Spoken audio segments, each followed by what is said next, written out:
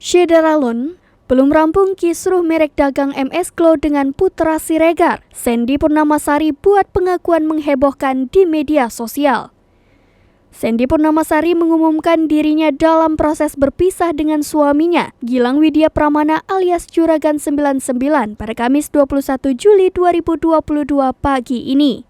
Sembari mengunggah potret bareng Gilang saat keduanya berada di Tanah Suci Mekah, ia menyampaikan bahwa apa yang diumumkannya hari ini merupakan keputusan yang berat.